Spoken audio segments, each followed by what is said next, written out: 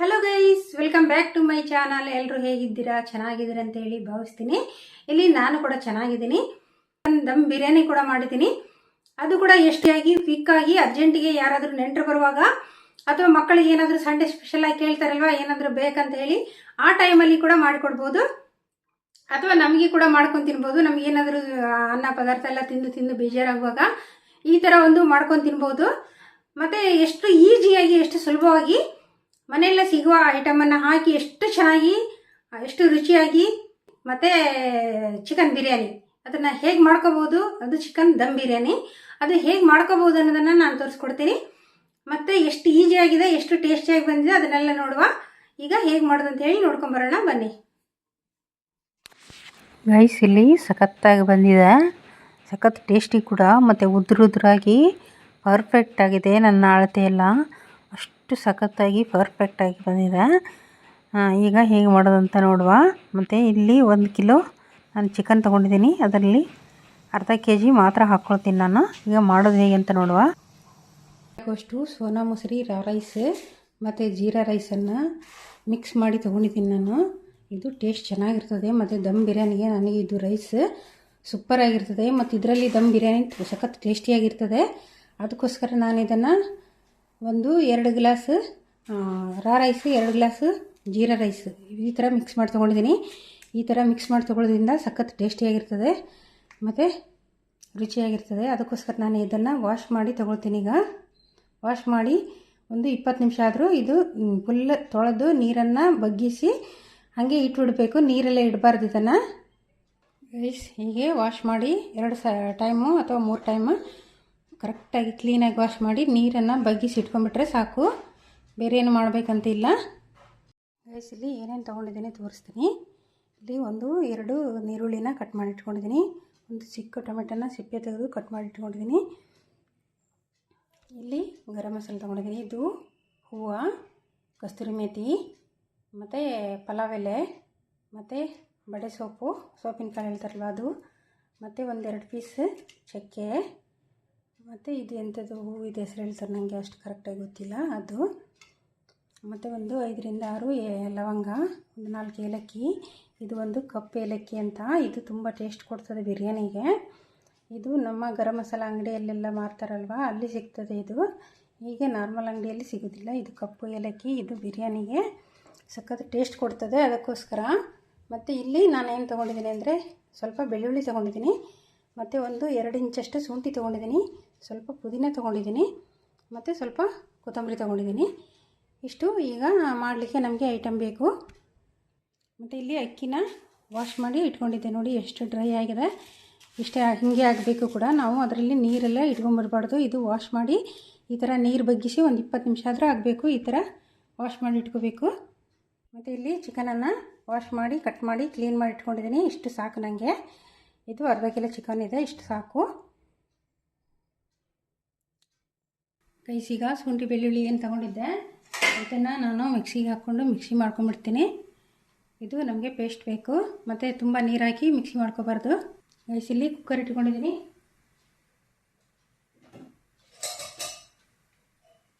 Cooker ಬಿಸಿ ಆಗ್ತಾಯಿದೆ. ಈಗ ಎಣ್ಣೆ ಹಾಕ್ಕೊಳ್ತೀನಿ ನಾನು. 1 kg ಬಿರಿಯಾನಿಗೆ 1/4 kg ಎಣ್ಣೆ ಹಾಕೋಬೇಕು. ಇಲ್ಲಿ ನಾನು 200 ಗ್ರಾಮ್ ಅಷ್ಟು ಹಾಕ್ಕೊಳ್ತೀನಿ. ಇಷ್ಟು ಸಾಕು. ತುಂಬ ಆಯಿಲ್ ಕೂಡ ನಮಗೆ ಆಗಬಾರ್ದು. ನೋಡಿ ಇಷ್ಟು ತೊಗೊಂಡಿದ್ದೀನಿ. 200 ಗ್ರಾಮ್ ಆಗುತ್ತೆ ಇದು. ನನಗೆ ಕೈ ಅಳತೆ ಗೊತ್ತಿದೆ. ಅಳತೆ ಬೇಕಿದ್ದವರು ತಗೋಬಹುದು, ಅಳತೆ ಮಾಡಿ. ಇಲ್ಲಿ ನನಗೆ 200 ಗ್ರಾಮ್ ಅಷ್ಟು ಎಣ್ಣೆ ತೊಗೊಂಡಿದ್ದೀನಿ. ಈಗ ಎಣ್ಣೆ ಕಾದಿದೆ. ಈರುಳ್ಳಿ ಹಾಕೊಂಡ್ಬಿಡ್ತೀನಿ. ಈಗ ಎಣ್ಣೆ ಕಾದಿದೆ. ನಾನೇನು ಗರಂ ಮಸಾಲ ಐಟಮ್ ತೊಗೊಂಡಿದ್ದೆ ಅದನ್ನು ಹಾಕ್ಕೋತೀನಿ ನಾನು. ಪಲಾವ್ ಎಲೆ, ಕಸ್ತೂರಿ ಮೇಥಿ ಮಾತ್ರ ಲಾಸ್ಟಿಗೆ ಹಾಕ್ಕೋಬೇಕು. ಫಸ್ಟ್ಗೆ ಈ ಚಕ್ಕೆ, ಏಲಕ್ಕಿ, ಲವಂಗ, ಬಡೆ ಸೊಪ್ಪು ಅಂತಲ್ವ, ಇದನ್ನು ಹಾಕೊಂಬಿಡಬೇಕು. ಈಗ ಇದು ಫ್ರೈ ಆಗ್ತಿರುವಾಗಲೇ ಈರುಳ್ಳಿ ಎಲ್ಲ ಹಾಕ್ಕೊಬೇಕು. ಈರುಳ್ಳಿ ಟೊಮೆಟೊ ಏನು ಇಟ್ಕೊಂಡಿದ್ದೆ ಅದನ್ನು ಕೂಡ ಹಾಕ್ಕೊಂಡ್ಬಿಡ್ತೀನಿ.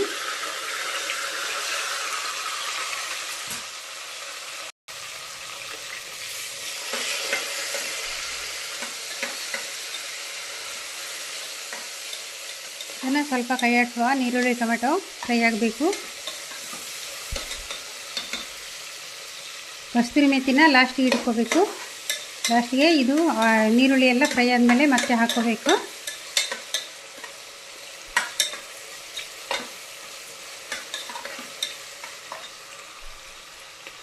ಇಲ್ಲಿ ಬ್ರೌನ್ ಕಲರ್ ಹಾಕ್ಬೇಕಂತು. ಈ ಟೈಮಿಗೆ ನಾನು ಕಸ್ತೂರಿ ಮೇಥಿ ಏನು ಇಟ್ಕೊಂಡಿದ್ದೆ ಇದೊಂದು ಲಾಸ್ಟಿಗೆ ಅಷ್ಟೇ ಇಟ್ಕೊಂಡಿದ್ದೆ, ಇದನ್ನು ಹಾಕೊಂಡ್ಬಿಡ್ತೀನಿ.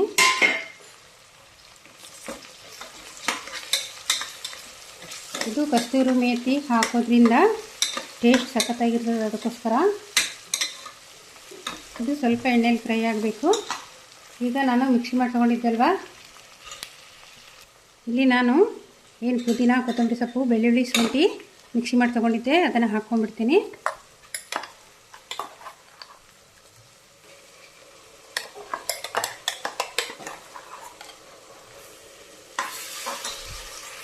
ಸ್ವಲ್ಪ ಕೈ ಆಡಿಸ್ಕೊಂಡ್ಬಿಡ್ಬೇಕು.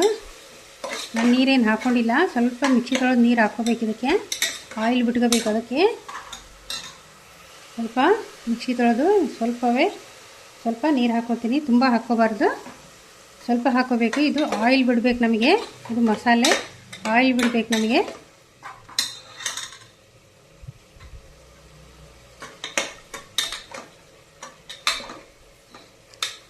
ಈ ಟೈಮಲ್ಲಿ ಸ್ವಲ್ಪ ಉಪ್ಪು ಹಾಕ್ಕೋಬೇಕು ನೋಡಿಕೊಂಡು. ನಾನು ಸ್ವಲ್ಪ ಉಪ್ಪು ಹಾಕ್ಕೊಳ್ತೀನಿ. ಉಪ್ಪನ್ನು ಕೂಡ ನೋಡಿಬಿಟ್ಟು ಹಾಕ್ಕೋಬೇಕು. ಈಗ ನಮಗೆ ಮಸಾಲೆಗೆ ಎಷ್ಟು ಬೇಕು ಅಷ್ಟು. ಮತ್ತು ಚಿಕನ್ ಹಾಕಿದ ಮೇಲೆ ಉಪ್ಪು ಹಾಕ್ಲಿಕ್ಕಿದೆ ಅಲ್ವಾ, ಅದಕ್ಕೋಸ್ಕರ ಫಸ್ಟಿಗೆ ಈಗ ಆಯಿಲ್ ಬಿಡಬೇಕಿದ್ದು, ಕರೆಕ್ಟ್ ಆಯಿಲ್ ಬಿಡಬೇಕಿದ್ದು ಮಸಾಲೆ. ನೋಡಿ ಯಾವ ಥರ ಆಯಿಲ್ ಬಿಡ್ತಾಯಿದೆ, ಇದೇ ಥರ ನಮಗೆ ಆಯಿಲ್ ಬಿಡಬೇಕು. ಆಯಿಲ್ ಬಿಡದಿದ್ದರೆ ಬಿರಿಯಾನಿ ಟೇಸ್ಟ್ ಬರೋದಿಲ್ಲ. ಇದು ಕರೆಕ್ಟ್ ಮಸಾಲೆ ಎಲ್ಲ ಫ್ರೈ ಆಗಿ ಆಯಿಲ್ ಬಿಡಬೇಕು. ನಮಗೆ ಆಯಿಲ್ ಬಿಡಬೇಕು, ಆವಾಗ ಸಖತ್ತಾಗಿ ಬರ್ತದೆ ಬಿರಿಯಾನಿ.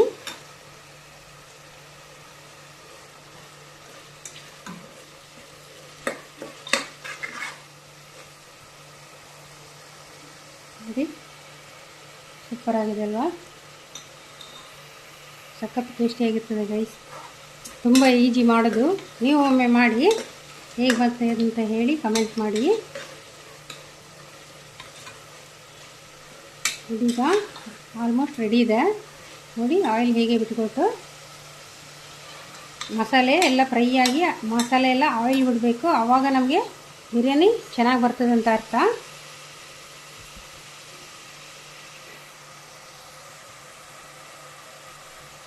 ಈಗ ಮಸಾಲೆ ಎಲ್ಲ ಆಯಿಲ್ ಬಿಟ್ಕೊಳ್ತಲ್ವ, ಈಗ ಚಿಕನ್ ಹಾಕೊಂಡ್ಬಿಡ್ತೀನಿ ನಾನು.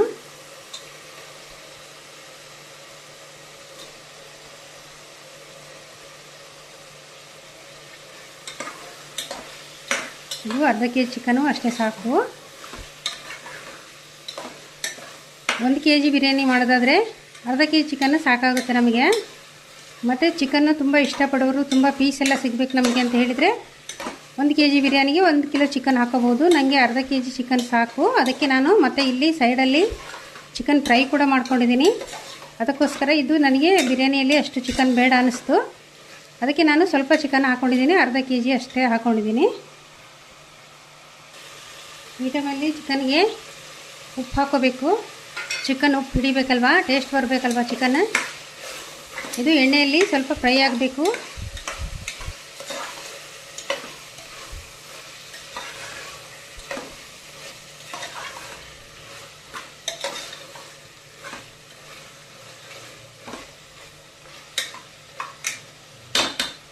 ಇದು ಸ್ವಲ್ಪ ಎಣ್ಣೆಯಲ್ಲಿ ಫ್ರೈ ಆಗಿ ಚಿಕನ್ ಕೂಡ ನೀರು ಬಿಟ್ಕೋಬೇಕು, ಆವಾಗ ಸಖತ್ ಟೇಸ್ಟಿಯಾಗಿ ಬರ್ತದೆ.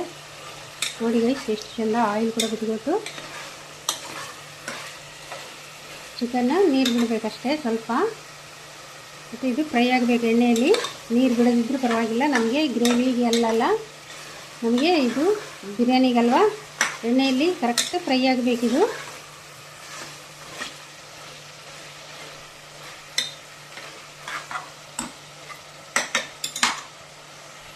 ಸ್ವಲ್ಪ ನಾನು ಅರಿಶಿಣ ಪೌಡ್ರ್ ಹಾಕ್ಕೊಳ್ತೀನಿ, ಎಲ್ಲೋ ಪೌಡ್ರ್. ಗೈಸ್ ಈಗ ನಾನು 1 ಕೆ ಜಿ ಅಷ್ಟು ಅಕ್ಕಿ ತೊಗೊಂಡಿದ್ದೀನಿ, ಅದು 4 ಗ್ಲಾಸ್ ಆಗಿದೆ. ಇಲ್ಲಿ ನಾನು 8 ಗ್ಲಾಸ್ ನೀರು ಹಾಕೊಳ್ಳೋದಿಲ್ಲ, ಖಾಲಿ 7 ಗ್ಲಾಸ್ ಹಾಕ್ಕೋತೀನಿ. 1 ಗ್ಲಾಸನ್ನು ಕಡಿಮೆ ಮಾಡಿ ಹಾಕ್ಕೋಬೇಕು. ಯಾಕೆಂದರೆ ನಮಗೆ ಉದುರಾಗಿ ಬರಬೇಕು ಮತ್ತು ಪರ್ಫೆಕ್ಟಾಗಿ ಬರಬೇಕು ಬಿರಿಯಾನಿ ಕೂಡ. ಅದಕ್ಕೋಸ್ಕರ ನೀರು ಜಾಸ್ತಿ ಹಿಡಿಯೋದಿಲ್ಲ ಬಿರಿಯಾನಿ. ನಮಗೆ ಕರೆಕ್ಟ್ ಉದುರಾಗಿ ಬೇಕಂತ ಹೇಳಿದರೆ ನಾವು 7 ಗ್ಲಾಸನ್ನು ಅಷ್ಟೇ ಹಾಕ್ಕೋಬೇಕು. 4 ಗ್ಲಾಸ್ ಅಕ್ಕಿ ತೊಗೊಂಡ್ರೆ 8 ಗ್ಲಾಸ್ ನೀರು ಯಾವತ್ತು ಹಾಕಬಾರ್ದು.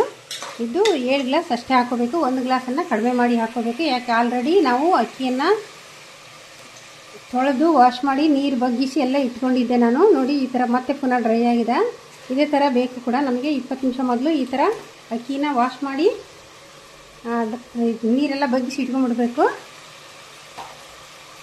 ಈಗ ಇದು ನೀರು ಹಾಕ್ಕೊಂಬಿಡುವ. ಈಗ ಮಸಾಲೆ ಎಲ್ಲ ರೆಡಿ ಆಯಿತು. ಇದಕ್ಕೆ ಬೇರೆ ಏನೂ ಹಾಕಲಿಕ್ಕಿಲ್ಲ ಎಕ್ಸ್ಟ್ರಾ. ಇದು ಆಯಿಲ್ ಕೂಡ ಬಿಟ್ಕೊಳ್ತು. ಎಷ್ಟು ಚೆಂದ ಆಯಿಲ್ ಬಿಟ್ಕೊಳ್ತು ನೋಡಿ. ವಾವ್ ಗೈಸ್, ನಾನೀಗ 7 ಗ್ಲಾಸ್ ನೀರು ಹಾಕ್ಕೊಂಡೆ. ಇದು ನೀರು ಕುದಿಲಿಕ್ಕೆ ಬರಬೇಕು. ಈ ಟೈಮಲ್ಲಿ ಉಪ್ಪು ನೋಡಿಬಿಟ್ಟು ನಾವು ಅಡ್ಜಸ್ಟ್ ಮಾಡಿ ಹಾಕ್ಕೋಬೇಕು. ಉಪ್ಪು ಎಷ್ಟು ಬೇಕೋ ಅಷ್ಟು ನೋಡಿ ಹಾಕ್ಕೋಬೇಕು.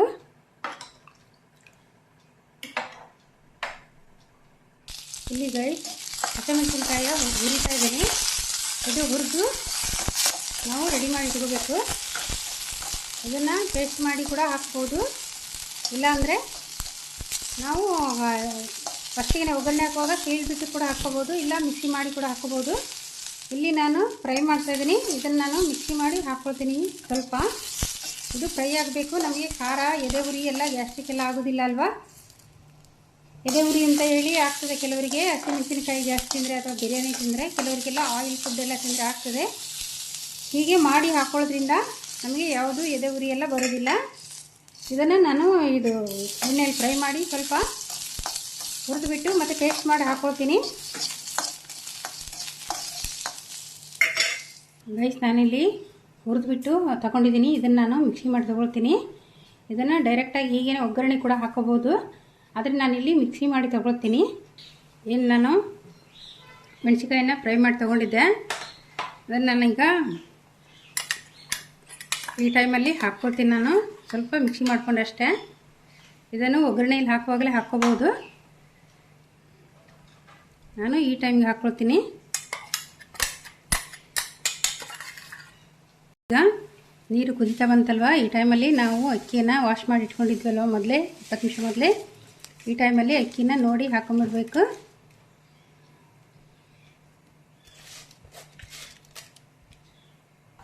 ಗೈಸ್, ಅಕ್ಕಿ ಹಾಕಿ ನಾವು ಕೈ ಹಿಡ್ಕೋಬೇಕು. ಇದು ಅಕ್ಕಿ ಹಾಕಿದ ತಕ್ಷಣವೇ ನಾನಿಲ್ಲಿ 1 kg ಬಿರಿಯಾನಿ ಇದು ಮಾಡ್ತಾಯಿದ್ದೀನಿ. ಅದಕ್ಕೋಸ್ಕರ ಅಕ್ಕಿ ಹಾಕಿದ ತಕ್ಷಣವೇ ನಾವು ಕುಕ್ಕರ್ ಬಾಯಿ ಮುಚ್ಕೊಂಡ್ಬಿಡಬಾರ್ದು, ವಿಶಿಲ್ ಹಾಕಿ ಬಿಡಬಾರ್ದು.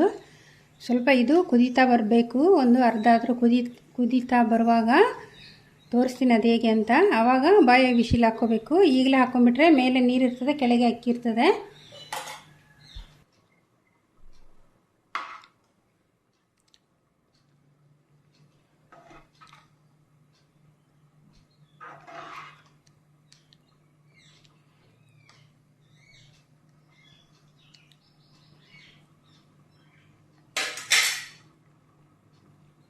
ಗೈಸ್, ಇದು ಮುಕ್ಕಲ್ವಾಸಿ ಆಲ್ರೆಡಿ ಕುದೀತಾ ಬಂತು. ಇನ್ನೇನು ಕಾಲು ಭಾಗ ನೀರಿರೋದು, ಆಲ್ರೆಡಿ ಅಕ್ಕಿ ಎಲ್ಲ ಬೇಯ್ತಾ ಬಂತು. ಈ ಟೈಮಲ್ಲಿ ನಾವು ವಿಶಿಲ್ ಹಾಕೋಬೇಕು. ಮೊದಲೇ ಹಾಕೊಂಬಿಡಬಾರ್ದು ಅಕ್ಕಿ ಹಾಕಿದ ತಕ್ಷಣವೇ.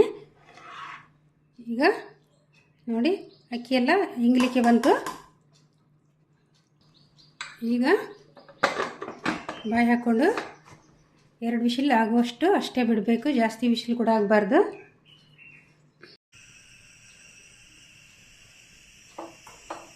ಕ್ಯಾರೆಟ್ ಅಲ್ಲ,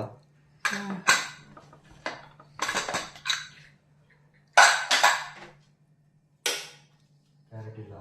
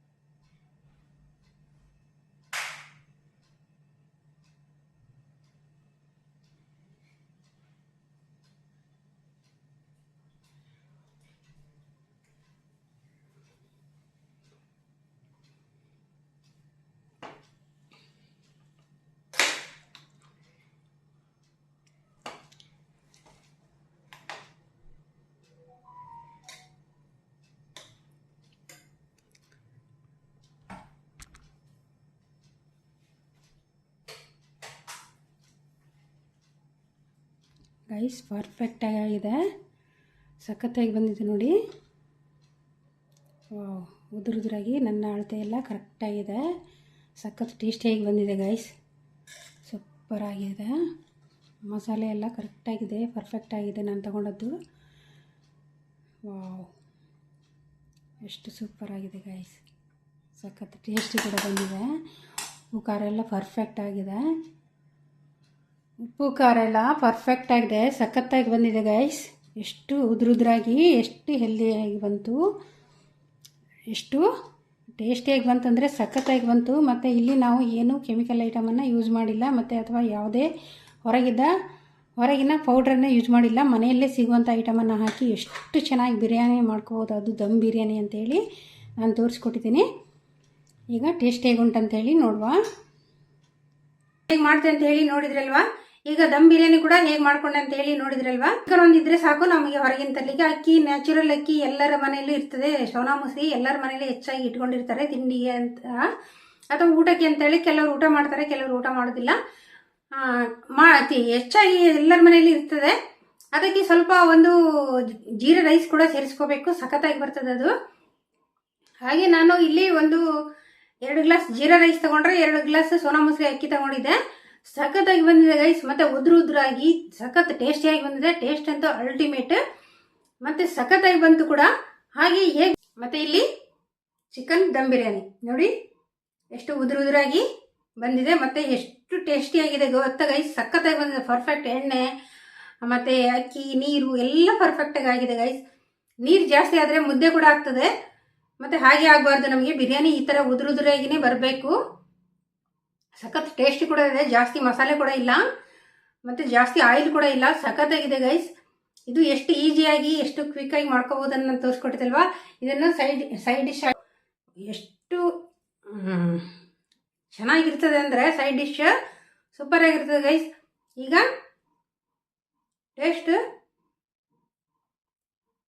ಈಗ ಟೇಸ್ಟ್ ಹೇಗೆ ಬಂತಂತ ಹೇಳಿ ನೋಡುವ. ಫಸ್ಟ್ ಬಿರಿಯಾನಿ ನೋಡ್ತೀನ. ವಾವ್, ಸಖತ್ತಾಗಿ ಬಂದಿದೆ ಗೈಸ್. ನಾವು ಮನೆಯಲ್ಲಿ ಇಷ್ಟು ಈಸಿಯಾಗಿ ಇಷ್ಟು ವೇಗವಾಗಿ ಇಷ್ಟು ಟೇಸ್ಟಿಯಾಗಿ ಮಾಡ್ಕೋಬೋದು ಅಂದರೆ ಯಾಕೆ ಹೊರಗಡೆ ಹೋಗ್ಬೇಕಲ್ವಾ. ಸಖತ್ತಾಗಿದೆ ಗೈಸ್, ಎಲ್ಲರೂ ಕೂಡ ಮಾಡ್ಕೋಬೋದು ಈಸಿಯಾಗಿ, ಅಷ್ಟು ಸುಲಭ ಇದೆ, ಏನು ಕಷ್ಟ ಇಲ್ಲ. ಅದ್ರ ಜೊತೆ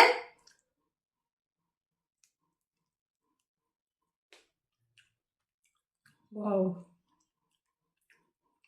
ಸೂಪರ್ ಆಗಿದೆ ಗೈಸ್. ನೀವು ಒಮ್ಮೆ ಟ್ರೈ ಮಾಡಿ. ನೀವು ಪ್ರತಿಯೊಬ್ಬರು ಕೂಡ ನನ್ನ ವಿಡಿಯೋ ನೋಡ್ತಿರೋರಿಗೆ ನನ್ನ ಕಡೆಯಿಂದ ತುಂಬ ಹೃದಯದ ಧನ್ಯವಾದಗಳನ್ನು ತಿಳಿಸ್ತೀನಿ. ಮತ್ತು ನಿಮ್ಮ ಸಪೋರ್ಟು ನನಗೆ ತುಂಬ ಅವಶ್ಯಕತೆ ಇದೆ. ದಯವಿಟ್ಟು ಎಲ್ಲರೂ ವಿಡಿಯೋನ ಇಷ್ಟಪಟ್ಟರೆ ಒಂದು ಲೈಕ್ ಮಾಡಿ ಮತ್ತು ಸಬ್ಸ್ಕ್ರೈಬ್ ಮಾಡಿ. ನಿಮ್ಗೆಲ್ರಿಗೂ ನನ್ನ ಕಡೆಯಿಂದ ತುಂಬ ಹೃದಯದ ಧನ್ಯವಾದಗಳನ್ನು ತಿಳಿಸ್ತೀನಿ. ವಿಡಿಯೋ ಇಷ್ಟ ಆದರೆ ಲೈಕ್ ಮಾಡಿ, ಶೇರ್ ಮಾಡಿ, ಪ್ಲೀಸ್ ಸಬ್ಸ್ಕ್ರೈಬ್ ಮಾಡಿ, ಮತ್ತು ನಿಮ್ಮ ಫ್ರೆಂಡ್ಸ್ ಫ್ಯಾಮಿಲಿಗೆಲ್ಲ ಶೇರ್ ಮಾಡಿ.